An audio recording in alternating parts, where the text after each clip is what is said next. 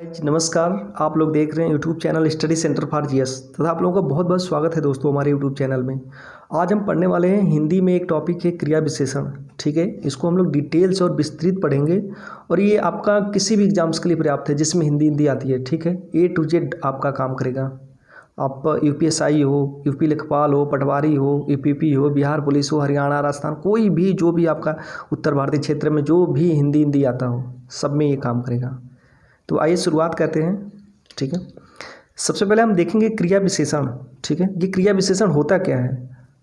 जो शब्द क्रिया की विशेषता बताता हो, अगर हम परिभाषा देखें तो ये जो शब्द क्रिया की विशेषता बताता हो, ठीक है, उसे क्रिया विशेषण कहते हैं। मतलब कि अगर कोई क्रिया है ना तो उसकी विशेषता बताएगा वो। ठीक है, आइए देखते हैं क्रिया विशेषण का वर्गीकरण। अभी हम इसका देखेंगे आगे चल के एग्जाम्पल्स बहुत अच्छी तरह से। ठीक है, सब समझ में आ जाएगा, बस आप लोग पढ़ते रहिए। क्रिया विशेषण का वर्गीकरण करें हम तो ये जो क्रिया विशेषण होती है ना, ये मुख्यतः 3 प्रकार की होती है। ठीक है, प्रयोग के आधार पर, रूप के आधार पर, ठीक है दोस्तों, और अर्थ के आधार पर। प्रयोग के आधार पर, रूप के आधार पर और अर्थ के आधार पर। ठीक है, पहले में क्या है, अगर प्रयोग के आधार पर देखेंगे तो ये 3 प्रकार का है: साधारण, संयोजक, अनुबद्ध क्रिया विशेषण। ठीक है, रूप के आधार पर देखें तो मूल क्रिया विशेषण, यौगिक क्रिया विशेषण, स्थानीय क्रिया विशेषण। ओके, उसके बाद आते हैं अर्थ के आधार पर। अर्थ के आधार पर जो है 4 प्रकार का होता है: स्थानवाचक, कालवाचक, परिमाणवाचक, रीतिवाचक। अब दोस्तों हम इस तीनों के बारे में डिटेल से पढ़ेंगे। ठीक है, जितने भी इसके टॉपिक हैं सब पे हम एक एक नज़र दौड़ाएंगे।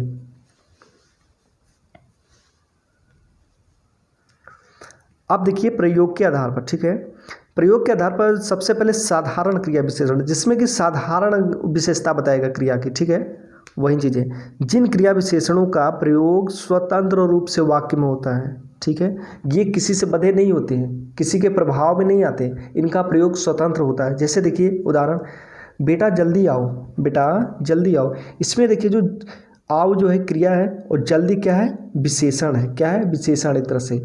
और ये जब क्रिया की विशेषता बताता है तो इसको हम क्रिया विशेषण बोलते हैं। तो यहाँ क्रिया की विशेषता क्या बता रहा है, जल्दी बता रहा है, तो ये हो गया आपका क्रिया विशेषण।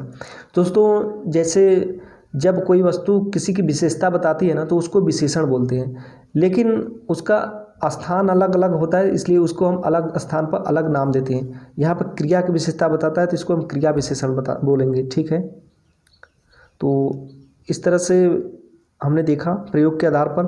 और इसका दूसरा देखेंगे संयोजक क्रिया विशेषण।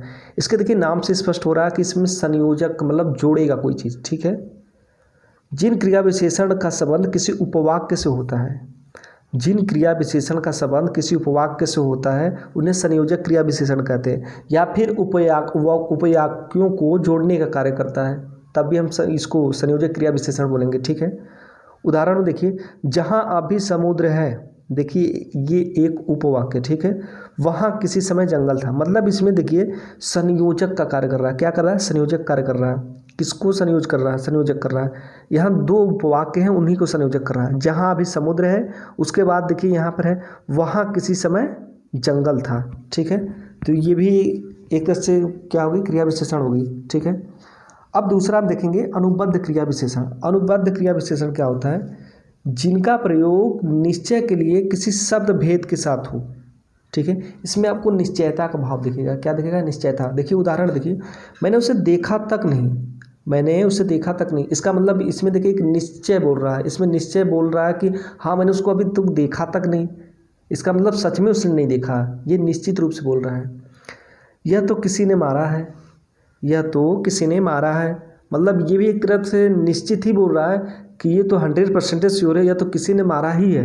ठीक है, तो इसमें निश्चयता का भाव दिखेगा। तो इस तरह से प्रयोग के आधार पर हमने देख लिया। अब देखेंगे रूप के आधार पर।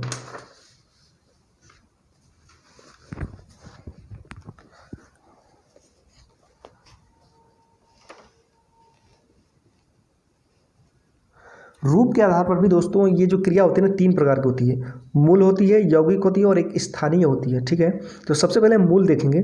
मूल में क्या है, ऐसे विशेषण जो अपने मूल रूप में होते हैं वे किसी प्रत्यय या पद से जुड़े नहीं होते। ठीक है, ऐसे विशेषण जो अपने मूल रूप में होते हैं किसी प्रत्यय या पद से जुड़े नहीं होते। ठीक है, इसमें कोई भी उपसर्ग, प्रत्यय, पद कुछ भी नहीं लगता, उनकी मूल अवस्था होती है। ठीक है, वही मूल विशेष क्रिया विशेषण होते हैं। जैसे में देखिए फिर, नहीं, ठीक, अचानक, दूर इत्यादि। इसमें क्या है, इसमें फिर है, ठीक है, फिर कहने का मतलब कि इसमें अन्य प्रत्यय या फिर पद नहीं जुड़े हैं, ये अपने मूल रूप में है, तो इसको मूल क्रिया विशेषण कहते हैं। यौगिक, यौगिक का मतलब होता है ये जुड़ना, ठीक है, वे क्रिया विशेषण जो दूसरे शब्दों या प्रत्यय या पद जोड़ने से बनते हैं। इसमें देखिए प्रत्यय या पद जुड़ा, मैंने बोला ना, यौगिक का अर्थ ही होता है क्या, जुड़ना एक तरह से, ठीक है। तो इसमें सिंपल सी बात है, इसमें जो है क्रिया में कुछ ना कुछ जुड़ेंगे। अब देखिए उदाहरण देखिए, चुपके से, परसों से, भूल से। इसमें देखिए चुपके तो है प्लस इसके साथ से जुड़ा है, परसों तो है इसके साथ से जुड़ा है, भूल तो है पर से जुड़ा है, इसमें से जुड़ा है, देखिए तीनों में से जुड़ा है, ठीक है। और देखिए यौगिक जो क्रिया विशेषण जो हैं ये कई प्रकार से बनाए जा सकते हैं। संज्ञा से बनाए जा सकते हैं, सर्वनाम से, विशेषण से, ठीक है दोस्तों, दिखाई दे रहा है आप लोगों को, एक मिनट,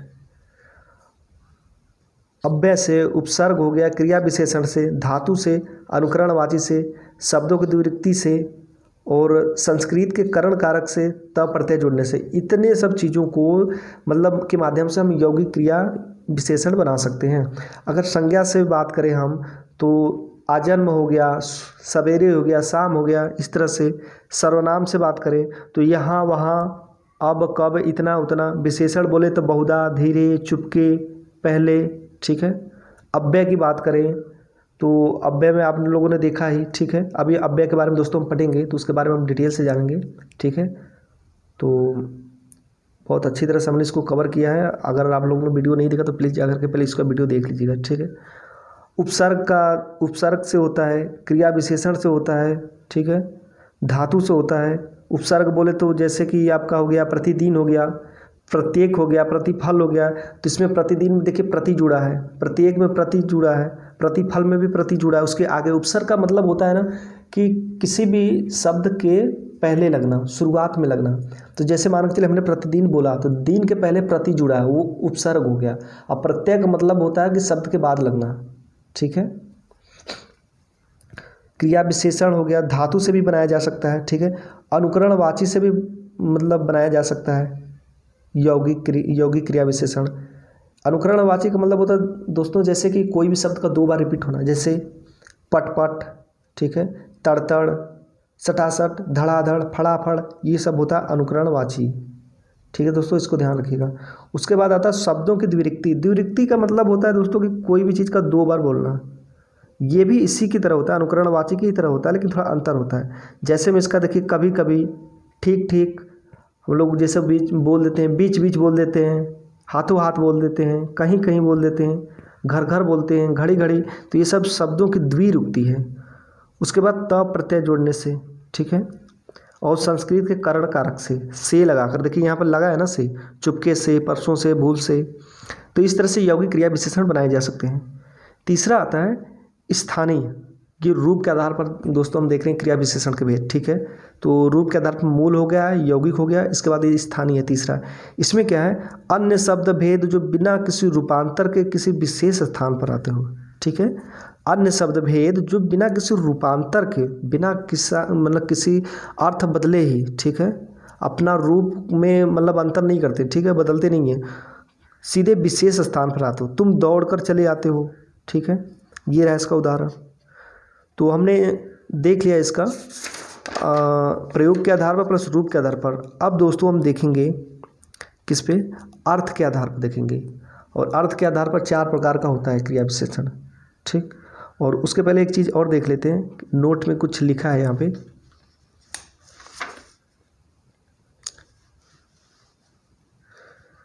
जब एक क्रिया विशेषण दूसरे क्रिया विशेषण की विशेषता बताता है उसे भी क्रिया विशेषण कहते हैं, न कि क्रिया प्रविशेषण।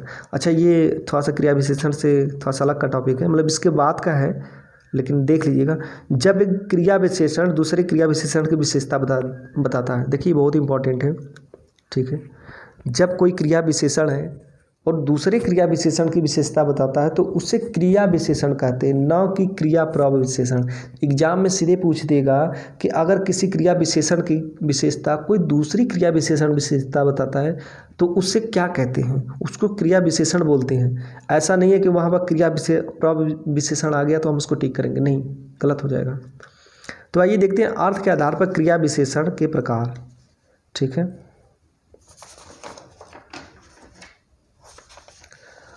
अर्थ के आधार पर दोस्तों हमने देखा स्थानवाचक, कालवाचक, परिमाणवाचक, रीतिवाचक। तो आइए हम सबसे पहले कालवाचक देखते हैं।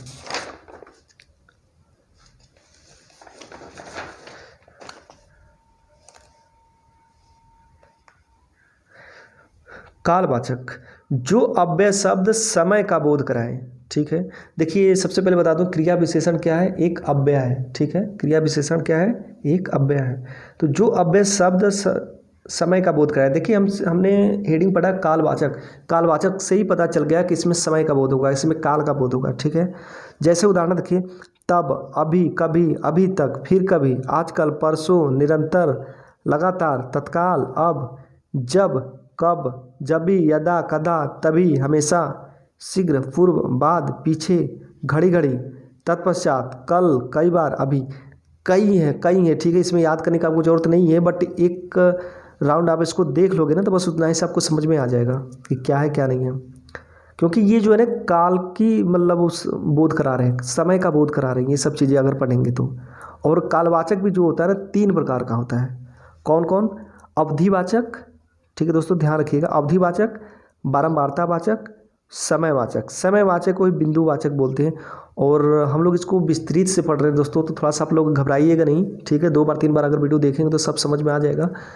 ऐसा ना हो कि आप घबरा कर वीडियो स्किप करने लगे, क्योंकि आजकल के एग्ज़ाम का जो लेवल है ना तो कुछ भी पूछ सकता है।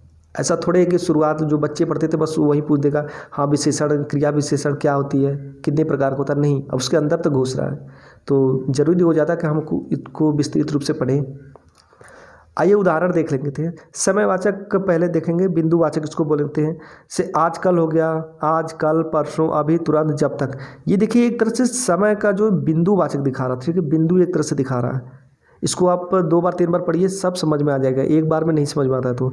उसके बाद देखिए अवधिवाचक, इसमें अवधि दिखाएगा। क्या? अवधि, रात भर, दिन भर, आजकल, नित्य, सदा। देखिए इसमें अवधि दिखा रहा है ना। जैसे मान के चलिए कि आपने पूछा कब तक वो काम हो जाएगा, ठीक है, तो आप बोलते हो आज भर हो जाएगा, आज भर में हो जाएगा। तो ये अवधि दिखा रहा है एक तरह से। उसके बाद बारंबारतावाचक, बारंबारतावाचक का मतलब कि ये रिपीट होना, कार्य का लगातार होना, हर बार, कई बार, प्रतिदिन, रोज, हर दिन। देखिए इसमें रिपीट हो रहा, कोई भी कार्य हो तो इसकी रिपीटिंग दिखा रही है। ठीक है, अब देखते हैं अर्थ के आधार पर क्रिया विशेषण का दूसरा प्रकार, स्थानवाचक क्रिया विशेषण। क्या? स्थानवाचक। इसमें मतलब हेडिंग से ही पता चल रहा है कि इसमें स्थान का बोध कराएगा। किसका? स्थान का। ऐसे अव्यय या अभिकारी शब्द, देखिए अव्यय बोलूँ या अभिकारी बोलूँ इसका कोई मतलब नहीं है, आप इसको मत परिभाषा की तरह मत लीजिएगा। ठीक है ना, कि अव्यय अभिकारी फिर इसका अर्थ निकाले, नहीं, बस कोई भी वाक्य हो बस आप समझ लीजिएगा। ये क्रिया विशेषण जो है ये अव्यय के अंतर्गत आती है, अभिकारी के अंतर्गत आती है, इसलिए हमने इसको अव्यय या अभिकारी लिख दिया है। ऐसे अव्यय या अभिकारी शब्द जो स्थान का बोध कराएं, जैसे आगे, पीछे, ठीक है दोस्तों, ऊपर, नीचे, दाएं, बाएं, इधर, उधर, किधर, जिधर, इस ओर, उस ओर, पास, निकट, दूर, पास, निकट, दूर, जस, तस, भीतर, बाहर, अंदर। समझ में आ रहा आप लोगों को? एक मिनट दोस्तों, हाँ, जैसे देखिए इसमें स्थान दिखा रहा है। स्थान दिखाने का मतलब कि आगे, आगे क्या है, मेरे आगे आओ, मतलब स्थान इंडिकेशन कर रहा है कि मेरे आगे आओ। ठीक है, पीछे, मेरे पीछे आओ, मतलब एक तरह से स्थान ही बता रहा है कि पीछे। ऊपर, ऊपर भी स्थान है, नीचे ये भी स्थान बता रहा है। तो इस तरह जितने भी वर्ड है ना, ये सब जितने भी शब्द हैं सब क्या है, एक स्थानवाचक है, स्थान का बोध कराएंगे। ठीक है, और यह जो होता है यह 2 प्रकार का होता है। कितने प्रकार का? 2 प्रकार का, स्थितिवाचक और दिशावाचक। स्थितिवाचक और दिशावाचक। ठीक है दोस्तों, इसमें क्या है, स्थितिवाचक की बात करें तो यहाँ, वहाँ, बाहर, भीतर, पास, दूर। और दिशावाचक की बात करें तो दाएं, बाएं, इधर, उधर, ऊपर, नीचे, सामने, आगे, पीछे। अब देखिए स्थिति का मतलब हो गया यहाँ वहाँ, ठीक है। मतलब कहने का मतलब एक तरह से स्थिति बताएगा। आप कहाँ हो, हम यहाँ हैं, ठीक है। आप कहाँ हो, हम वहाँ हैं। वह कहाँ है, बाहर है। वह कहाँ है, भीतर है। देखिए यहाँ वहाँ बाहर भीतर, ये दिशा नहीं बताता, ये स्थिति बताती है कि आप कहाँ हो, ठीक है। फिर चलो आप, हमने आपसे पूछा आप कहाँ हो, आप बोलेंगे हम पास में हैं, हम दूर में हैं, हम बाहर हैं, हम भीतर हैं। क्या ये दिशा बता रहा है, नहीं ना। तो ये हो गया स्थितिवाचक, ये स्थिति बता रहा है। उसके बाद होता है दिशावाचक। दिशावाचक जो है ना, ये आपकी दिशा बताएगा। जैसे हमने कहा मनीष मेरे दाएं खड़ा है, तो ये एक तरह से दिशा बता रहा है। वो हम मेरे बाएं खड़ा है, ठीक है। वह इधर खड़ा है, इधर खड़ा है मतलब हम सीधे उसकी तरफ इंडिकेशन करेंगे, हाथ से आंखों से इशारा करेंगे, यह इधर खड़ा है। वह ऊपर खड़ा है, अगर हम ये सब बोलेंगे तो जैसे हमने आपसे बोला कि वह ऊपर खड़ा है, ठीक है। तो आप जो है, हम कुछ भी इशारा भी नहीं करेंगे उंगली से, फिर भी आप समझ जाओगे कि ऊपर का मतलब होता है कि हमारे ऊपर, मतलब आप दिशा को इंडिकेशन कर रहे हो, ठीक है। तो इस तरह से हो गया, स्थानवाचक क्रिया विशेषण भी समाप्त हुआ।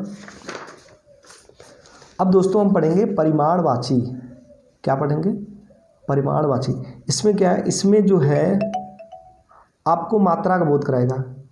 क्या करेगा, मात्रा का बोध कराएगा। मतलब परिमाण, परिमाण का मतलब ही होता है परिमाण, मतलब मात्रा, ठीक है। तो इसमें मात्रा का बोध कराएगा। ऐसे अव्यय या अभिकारी शब्द जिसमें मात्रा का बोध हो, ठीक है। देखिए जैसे हो गया अल्प, न्यून, थोड़ा, कुछ, ज़्यादा, अधिक, अत्यधिक, एक मिनट दोस्तों, अत्यधिक, न्यूनाधिक, स्वल्प, सर्वाधिक, कम, विशाल, बुद्बुद, विपुल, पर्याप्त, प्रायः, एक एक इत्यादि, ठीक है। तो इसमें मात्रा दिखा रहा, अल्प मीन्स थोड़ा, न्यून मीन्स थोड़ा, थोड़ा मीन्स थोड़ा, कुछ मतलब कितना है आपके पास, कुछ है। आपके पास कितना गेहूं है, अल्प है, थोड़ा है, न्यून है। आपके पास कितना चावल है, ज़्यादा है, अधिक है। इसमें मात्रा दिखा रहा ना। अत्यधिक है, अत्यधिक, चलिए हमने पूछा आपसे आपके पास कितना अनाज है, तो आपने बोला हमारे पास अत्यधिक मात्रा में, मतलब परिमाण दिखा रहा, उसकी मात्रा दिखा रहा, क्वांटिटी दिखा रहा, ठीक है। स्वल्प हो गया, सर्वाधिक हो गया, मेरे पास सर्वाधिक पैसे हैं, या फिर मेरे पास सर्वाधिक ज़मीन है, ठीक है। तो ये आपकी परिमाण दिखा रहा है, आपकी मात्रा दिखा रहा है। और ये परिमाणवाची जो है, यह भी 5 प्रकार का होता है, ठीक है। इसके अंदर देखिए हम लोग बहुत अंदर जा कर के पढ़ रहे हैं, ठीक है ना। तो फिर वही बात आपसे रिपीट करूँगा कि आप लोग प्लीज़ घबराना नहीं, इसको वीडियो को अच्छे से देखना। एक बार नहीं समझ में आता, 2 बार पढ़िए, 3 बार पढ़िए। और नोट्स आप लोग ज़रूर बनाइएगा, क्योंकि नोट्स नहीं बनाओगे तब तक ना तो कोई पढ़ने का मतलब नहीं होता। एक बार पढ़ोगे, 2 बार पढ़ोगे, भूल जाओगे। नोट्स बनाते रहोगे तो आपको थोड़ा सा अच्छा रहेगा और जल्दी कैप्चर कर पाओगे आप लोग। अधिकता बोधक का मतलब होता है, इसमें देखिए सीधी हेडिंग ही समझ में आ रहा है, इसमें अधिक कोई चीज़ का इंडिकेशन कर रहा है, ठीक है। तो देखिए बहुत, खूब, अत्यंत, अति, बड़ा, भारी, खुद ही पता चल जाएगा आपको। एग्जाम में अगर आ जाए ना तो सिर्फ ऑप्शन देख करके ठीक कर दोगे, बस एक बार पढ़ लो आप। और जब कुछ भी नहीं पढ़े रहोगे तो एग्जाम में कुछ भी आ जाए नहीं कर सकते। न्यूनता बोधक, न्यूनता का मतलब ये होता है न्यून मतलब कम, कम का बोध कराना, ठीक है। देखिए जरा, थोड़ा, किंचित, कुछ, प्रायः, लगभग। उसके बाद पर्याप्त बोधक, पर्याप्त बोधक का मतलब होता है कि पर्याप्ति, मतलब पर्याप्त, हाँ ठीक है, इतना हमारे लिए पर्याप्त है, बस वही चीज़ें। केवल, बस, काफ़ी, ठीक, यथेष्ट, उपयुक्त। जैसे आपको कुछ दिया गया खाने के लिए, तो आपने बोला नहीं नहीं काफ़ी है, इतना काफ़ी है। हमने आपको चलिए मान के चलिए कि कुछ दे रहे हैं खाने के लिए, हमने दिया आपको चावल दिया, तो फिर मैंने दोबारा पूछा आपसे आप चावल चाहिए आपको, तो आपने बोला नहीं नहीं काफ़ी है, नहीं नहीं ठीक है बस, ठीक है, ठीक। फिर उसके बाद बोलोगे नहीं नहीं बस बस बस, तो मतलब उपयुक्त और पर्याप्त है, इतना हमारे लिए पर्याप्त है, अब हम नहीं खाएंगे, वही होती है पर्याप्त बोधक। उसके बाद आता है तुलना बोधक। तुलना मतलब जैसे दोस्तों तुलना किया जाता किसी से, जैसे इतना, उतना, कम, अधिक। तो इसमें देखिए तुलना किया ना, मेरे पास इतना है, मेरे पास तुमसे इतना ज़्यादा है, ठीक है। मेरे पास तुमसे कम है, मेरे पास तुमसे ज़्यादा है, मेरे पास तुमसे अधिक है। अब इसमें देखिए क्या होता है ना कि पर्याप्त बोधक हो गया और परिमाणवाची, एक मिनट दोस्तों, हाँ ठीक है। तो इसमें तुलना करता है, समझ में आया आप लोगों को। यहाँ कम, अधिक, इतना, उतना सब दिया है ना, तो एक तरह से एक दूसरे से कंपेयर करता है आपकी। श्रेणी बोधक, श्रेणी बोधक का मतलब होता है दोस्तों कि श्रेणी, ठीक है, एक के बाद एक। जैसे देखिए थोड़ी, थोड़ा, क्रमशः, क्रमशः मतलब लगातार, मतलब वो एक एक के बाद, बारी बारी, ठीक है, तिल तिल, ये सब क्या है, श्रेणी बोधक है, ठीक है दोस्तों। उसके बाद आइए पढ़ते हैं रीतिवाचक। क्या, रीतिवाचक। रीतिवाचक का मतलब होता है तरीका इसमें बोध कराएगा। आप कोई कार्य कर रहे हैं, कोई क्रिया कर रहे हैं तो उसमें आपका तरीका क्या है, ठीक है, क्रिया के तरीका को बताता है। इससे अव्यय या अभिकारी शब्दों के द्वारा कार्य के होने का तरीका का बोध है। देखिए फिर बोलता हूँ, अव्यय जो अभिकारी है, ये अव्यय अभिकारी इसलिए लिख रहे हैं क्योंकि जो क्रिया विशेषण होता है ना, ये अव्यय होता है, अभिकारी होता है, मतलब न बदलने वाला। अव्यय का मतलब होता है न बदलने वाला, ठीक है। तो समझ जाइएगा आप लोग। देखिए इसका उदाहरण देखेंगे अगर हम, तो अचानक हो गया, एकाएक हो गया, सहसा हो गया, झटपट हो गया, ठीक हो गया, अवश्य, निसंदेह, धड़ाधड़, वास्तव में, कदाचित, तेज, ध्यानपूर्वक, कुशलतापूर्वक, श्रद्धापूर्वक, ठीक है, धीरे, जल्दी, अलग, शायद, निसंदेह, बेशक, वास्तव में, धड़ाधड़, फटाफट, संभव, संशय, चुपके चुपके, यथासंभव, तक, सा, हाँ, जी, ऐसे वैसे। अब देखिए इसका, देखिए हमने तो पढ़ लिया इसको बहुत अच्छे ढंग से। अगर हम इसके समझने की बात करें तो जैसे कोई कार्य क्रिया कर रहे हो आप, जैसे, ठीक है, क्रिया करने का मतलब जैसे हम बोल रहे हैं कि वह अचानक से भाग गया। भाग तो गया बट कैसे भाग गया, अचानक से। अचानक क्या है, एक विशेषण है, क्रिया की विशेषता बता रहा, तो इसमें तरीका बता रहा। पूछेगा कैसे भाग गया, तो अचानक से भाग गया, ये तरीका बता रहा, ठीक है। एकाएक, अरे यार वह तो एकाएक चला गया, तो इसमें तरीका बता रहा ना, एकाएक कैसे चला गया, एकाएक, ये तरीका बता रहा, ये रीति बता रहा है। सहसा, वह सहसा दौड़ के, वह सहसा मतलब कोई काम कर गया, या फिर सहसा गिर गया, या सहसा भाग गया। सहसा का मतलब भी होता है दोस्तों वही अचानक एकाएक, ठीक है। झटपट, उसने अपना सामान उठाया और झटपट निकल गया, ठीक है। तो निकलना क्या है, क्रिया है, तो निकलने की क्रिया की जो विशेषता बता रहा है, जो निकलना है वो क्रिया, उसकी विशेषता बता रहा है क्या, झटपट बता रहा है, ठीक है। तो मतलब कि वो बता रहा है कि झटपट निकल गया। झटपट एक तरीका है, एक रीति है, ठीक है ना। ये क्रिया विशेषण तो है ही, बट इसके साथ एक तरह से तरीका भी है। तो इसमें तरीका बता रहा है, कैसे निकल गया, झटपट निकल गया। निसंदेह वह भाग जाएगा, ठीक है। भागना एक क्या है, क्रिया होगी। अब इसकी विशेषता बता रहा, निसंदेह मतलब बिना शक है, कोई शक नहीं है, वह भाग जाएगा। लेकिन इसमें तरीका दिखा रहा है ना कि हाँ मतलब वो निसंदेह भाग जाएगा। तो इस तरह से हमने रीतिवाचक के बारे में बहुत अच्छे ढंग से समझा। लेकिन आइए इसके हम रीतिवाचक के प्रकार के बारे में देखते हैं।